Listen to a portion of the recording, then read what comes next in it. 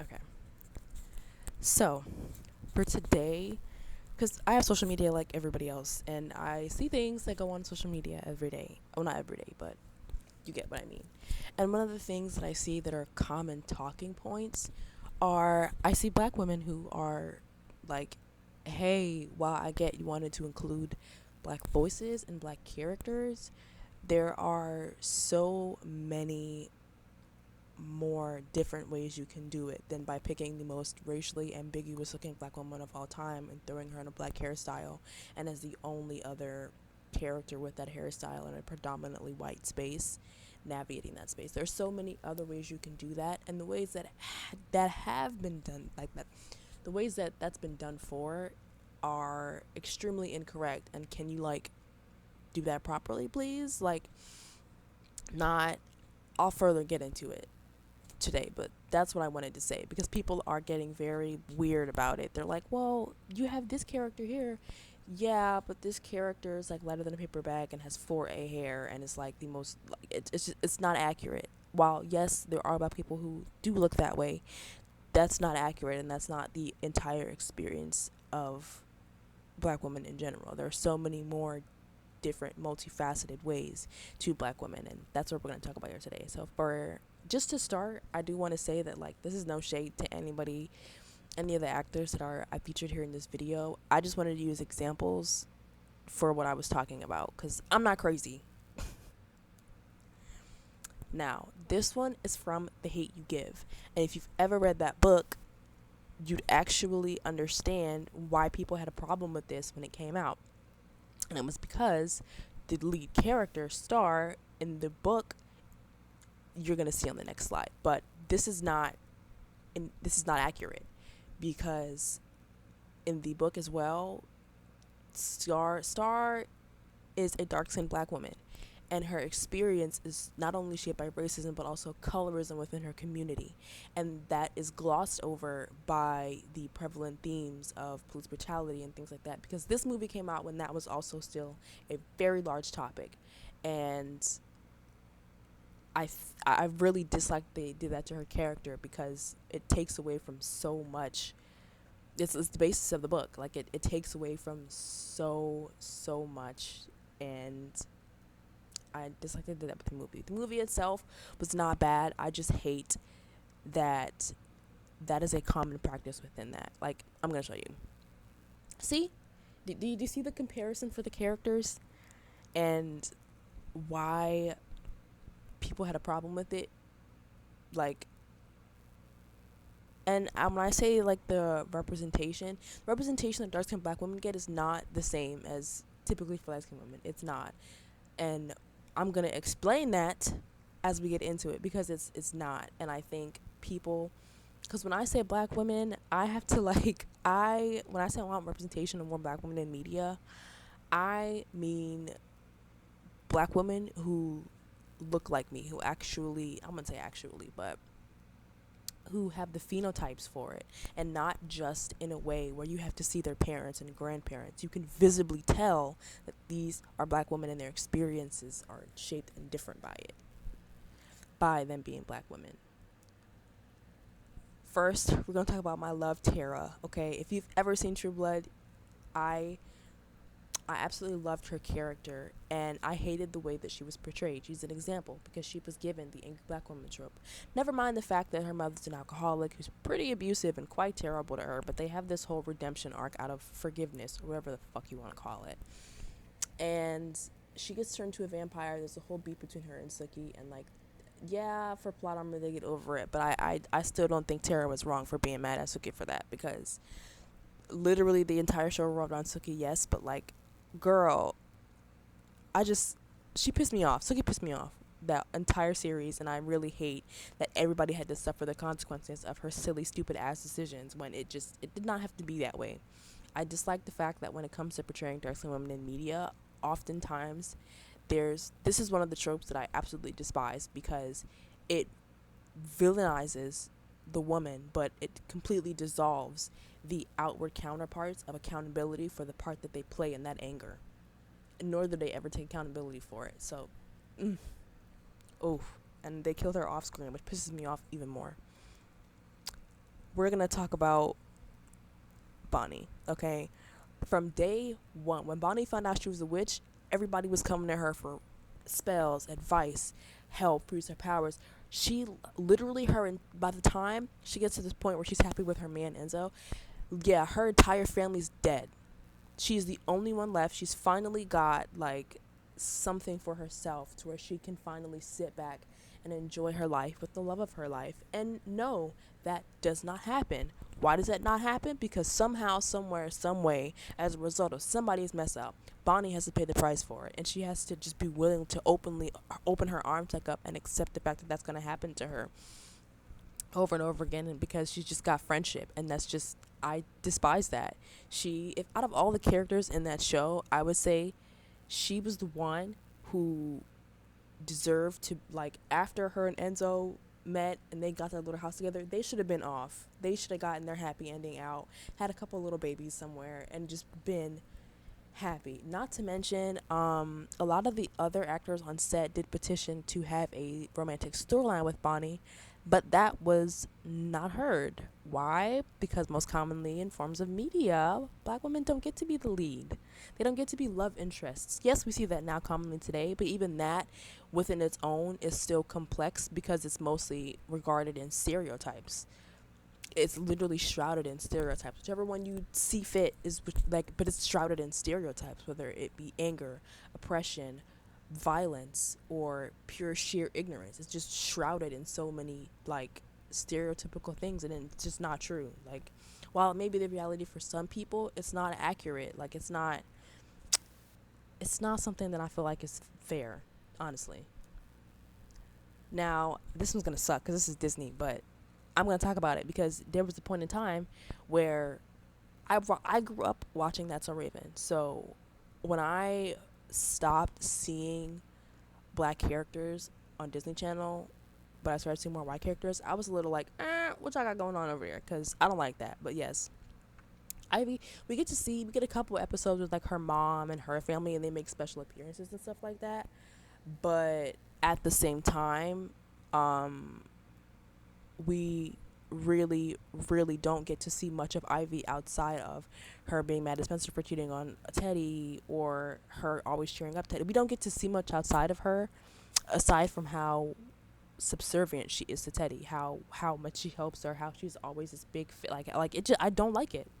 I don't like it, and I don't think that it's fair for people to be arguing, non-black people at that. Okay, happy Black History Month, but I don't think it's fair for them to be arguing over this because it's not an issue that should be debatable. I don't think it should be debatable. I don't think it's not unfair to say, hey, if you are willing to include a specific portion of the population in your representation and disregard the like 98% of them, you're not actually including anybody. You're just doing what feels appropriate and what feels socially acceptable for optics. Like, it's not actually real. But yeah. Now, for men, specifically black men, I will say that playing field is different because we have actors like, this is Trevante Rhodes, love him by the way. Bird Box, he's got a lot of different film accolades underneath his skin. The main one with director style would be Moonlight, and that one, mwah, mwah. If you've never seen Moonlight, please go watch it because it's actually super fucking good. But I noticed that those are the areas and the spaces that get told the stories of how their mental health is affected by toxic masculinity, how the internalized homophobia is actually a disguise for their confusion around their sexuality, and so many different other things, how their anger is actually misplaced and guided because it's more towards the life that they like. It's just so many different complex situations that I see for the men in the media, but when it comes to the women, it's an entirely different story, and it takes way longer for the women to get to that point. Okay, same thing with Creed. Okay, we get to see those movies and see how the sacrifice that he makes, whether it be on his physical body, his relationship with his girlfriend and his child, like there's so many different things and moving parts in that are talked about that I absolutely love, especially the behind the scenes stuff for what goes on in athletes' lives, because that's super duper tedious and tenuous, and it does cause a strain. I love that they address that, However, it's not on the counterpart end. It's totally different. Totally different. This one, oh, bitch. Sorry, I don't know if I cuss, but this one, when I first saw this movie, this is Waves. If you've never seen that, brace yourself because there's two parts to this movie, and the first part is super duper messed up. But this movie, I would say, is definitely one of the movies that I watched that piqued my interest into the different types of experiences that black men and women have when navigating predominantly white spaces. Because for him, you see his father is pushing him on a toxic masculinity scale. Like, his father is directing him that you have to be better, you have to do these things, you have to work twice as hard, which is, in a way, that's the basis of it. Right? He gets injured, a bunch of other things happen, and if you've never seen the movie, I'm not going to spoil it for you because you need to watch that, because there's two parts. The first part is specifically what I'm mentioning here today. The second half of this film is way more lighthearted, and it's so beautiful, but I want to talk about the first half today. So the first half is, I can't remember his name, but his character is, you know, number one jock at the school with the beautiful girl, and look who is there, our girl Alexa, love her. But yeah, and it just, while watching it, you can't understand some of the things that he's experiencing, like his dad putting so much pressure on him to always have to constantly be the top of everything, and you could see how much it takes a toll on him, to the point where it ultimately he does something that changes the entire trajectory of his life and everyone around him. It's just super duper deep and dark. And yeah, also, further point, I'm gonna go on, like, further point, it was really interesting to see it depicted on film, especially in the male's perspective. So I'm gonna talk about it from the female's perspective in the next one. This movie here, okay, on the black woman counterpart side of it, I would say this movie touched a specific place in my heart, specifically because of my own experiences. Like, not only the like pressure to constantly appear likable and, I don't want to say susceptible, because that but in a way, yes, susceptible and subservient to your white counterparts by appearing to be more like them, even though physically you're not. When you enter these spaces, you will not be receiving the same treatment as these people, as heartbreaking as that is. People may like try and disguise it as, well, that's different now, it's diversity. No, inherently, I think what people don't understand is, from the time that you are a child as a black person, you are taught that no matter where you go, how long you go there, how hard you work, no matter what you do, there was always going to be somewhere, somehow, some way, some opposing force against you. And I hate that, because what then happens is, when you grow up into adulthood and navigate these spaces, that trauma, it sticks with you. And in a way, in some places it is true, because there's a slur for, there's a black slur, there's a slur for being black in every language, and we don't talk about that enough. But yes, because in this movie, it really focuses on the pressure that black women face to be perfect, and not even just in terms of like skin tone, more perfection, like I said, perfectionism, unwavering sacrifice. Like, it, the amount of times that black women get picked apart for things like their hair, their features, how they present themselves, the kind of lives they have, how well they are to do for themselves, how well they speak, how well, like, it's just so meticulous that, like, in the movie, eventually you just stop caring about it, because it's like, okay, no matter how many times you, like in the movie, you wake up flat on your hair every morning, make sure it looks good and everything, there's always going to be that little opposing force somewhere, somehow, some way. And I really hope and I pray that people will stop being outraged about people wanting more representation of dark-skinned black women in the media, because we have so very few. So very few, and the few that we do have are they're quite common amongst us now, and it's like we love to see the representation, but at the same time, is it really representation if it's just the same actors just playing the same roles in different variations of different films? Are you really including the people in these variations of the films that you're claiming to address to and that you want to give awareness to, or are you just doing it for the sake that you have these characters included in the film? It's an entirely different preface versus actual inclusion versus societal or like social acceptance inclusion. Those are two entirely different ends of the spectrum.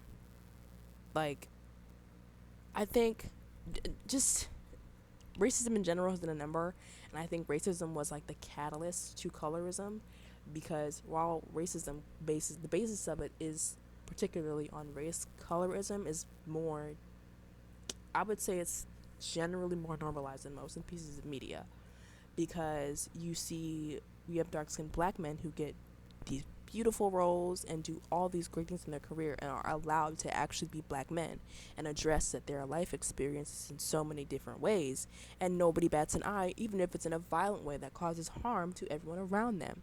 Whereas black women are expected to just kind of not have to acknowledge that at all and just suck it up and take it. And I blame media for doing this. I blame media for portraying black women as that way, one. Two, for portraying black women as like, specifically dark skinned black women, is undesirable for so many years throughout my life. Like I've seen that.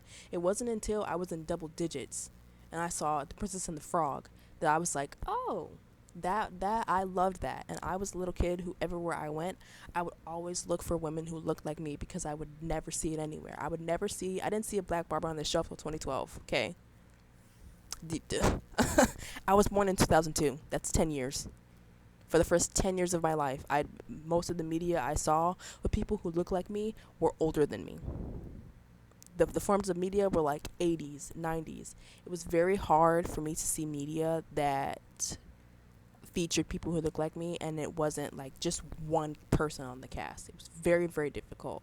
Of course, we have movies like The Best Man and things like that who did it at a later date, but I was already grown at that point. As a child growing up, it does things to you when everywhere you go, you see absolutely no one who resembles you in popular forms of media and art. Not only that, but you also see those characters who they don't get happy endings. They get tortured throughout the primary like run of their screen time. They lose family members, friendships. They are portrayed as angry, violent, and so many other just false stereotypes that I absolutely fucking hate. It seriously invigorates me, and the fact that people are really getting upset over dark skinned black women wanting a more accurate representation and failing to get it because of colorism is seriously pissing me off, because there is psychological ramifications to having to deal with colorism, like from like it's so deep. You have to learn that not only does the world not like you for being black, it also is, you have to also learn the world doesn't like you for being a darker shade of black as well as being black. It's so many different things that go into it. And don't let you be dark skinned, black, and queer. That is even more. Okay? Triple whammy. Because then it's a whole different playing field. Because what I would say in my experience is most of the people who are similar to you, other black people, they are probably going to be the first people who are going to bully you or make fun of you. Peers will do it as well, but your first bullies will not ever be the kids at school. They will be your family members who will call you vile names and think it's funny, who will make jokes about you, your features, and do that for you at an extremely young age and not realize how traumatizing that is for you because you're at a young age. You do not perceive these things as issues, and you're not aware of these things chronologically like the adults who are making fun of you for these things are. And then when they do make fun of you for it and you are aware of them, it leads to a cycle of constant self-consciousness about these things, like, oh my god, my nose is too big, oh my god, I don't belong in these spaces because I don't look like any of the people in these spaces. It's a deep rooted psychological issue that is a result of colorism. It's a result of racism, because I think truly, in a way, both do in a way go hand in hand. The only difference is the lens to which is being received and they're being perpetrated, which even then people, non-black people, can still like exude colorism because of the media. We don't see too many dark-skinned black women who appear as lovable or, desirable as they are, even if they are different from the stereotype. And I super, super despise that. So my hope for the new year is that we get to see more and more dark-skinned black women in the media, because the ones we do have are doing amazing. Miss Alindra, I love her. I didn't watch a single episode of Love Island, but I love her, and I love that she's also doing her thing in LA, which is very colorist, if you don't know that. So yeah, if you stayed till the end of this little mini rant, thank you. I appreciate it. So with that being said, I hope you enjoyed this one. I'm still editing my sim stuff, like I said at the beginning. If I don't know if I did that or not, but I'm still editing that stuff, and it's gonna take a while because there's like stuff that goes on with that, and it's really pissing me off. But I wanted to get something out that was really heavy on my mind, because this topic is not only personal to me, but I feel like personal to other people who also have this experience as well. So yeah, thank you.